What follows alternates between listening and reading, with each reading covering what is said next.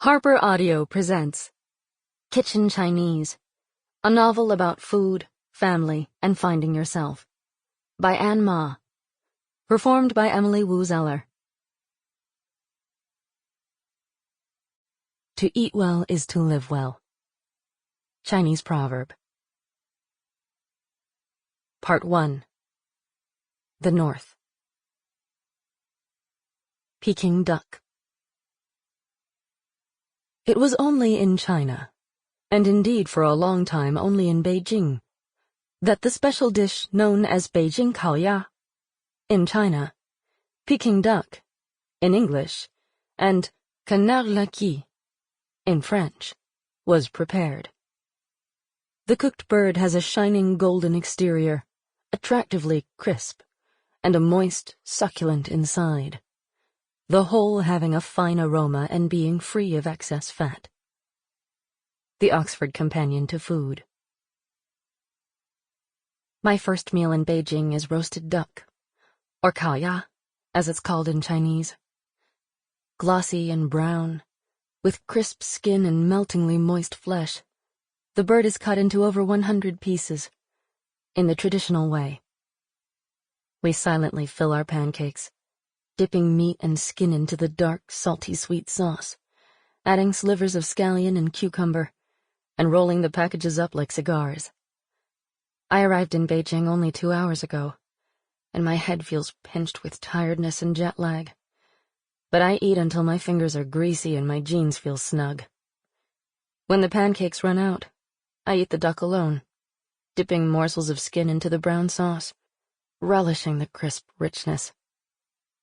My sister, Claire, watches me from across the table. We haven't seen each other in almost 2 years, yet the sly arch of her eyebrows is still familiar. "It's delicious," I say, smiling to hide my nervousness. "Almost as good as Mom's." "Mom's is better," she replies, but I see her hands falter as she lights a cigarette. I try not to stare at the unfamiliar purse of her mouth as she exhales a plume of smoke. The cigarettes are a new accessory. But then again, everything seems a little different about my sister. I devour almost the whole duck, savoring its familiar, gamey flavor, so evocative of the scraps I used to scrounge from my mother's cutting board. The other dishes are stranger, and after one taste I ignore the cubes of tofu that drift within a deep puddle of bright red oil, and the plate of stir-fried mutton that releases an unwashed whiff. Around me, voices warble incomprehensibly in Chinese. Faces grow rosy from beer. My sister, ever vigilant of her waistline, coolly smokes a string of cigarettes and watches me eat. "Aren't you hungry?" I ask. "I had a huge lunch." She slides her plate away. "How's your jet lag? You should take a melatonin before you go to bed tonight. Or I have some Ambien if you're really desperate. They say that's what all the flight attendants take between shifts." She flits from topic to topic, like she's trying to avoid something. I'm pretty sleepy. I swallow a yawn. "But thanks again for letting me stay with you," I say, feeling shy under her gaze.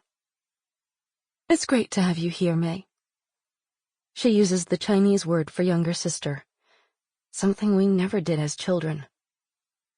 After dinner, we stroll among the narrow tangle of hutong alleys that make up old Beijing. The warm summer evening feels festive. Families sit outside, trying to escape the close heat of their tiny, traditional courtyard homes. Men, their pants rolled to the knees, T-shirts pushed high to expose solid bellies, smoke cigarettes and turn to stare balefully at Claire's tall and sleek figure. Bicycles whiz perilously close to pedestrians, and everywhere the air is heavy with odors, garlic, grease, and other grubbier smells. We wind our way through the slender alleyways, and suddenly the quaint village atmosphere disappears, choked off by a vast avenue that teems with bicyclists and honking cars. Claire stops abruptly. "I'm supposed to meet some friends," she says, "but if you're too tired—" Her voice trails off. Sample complete. Ready to continue?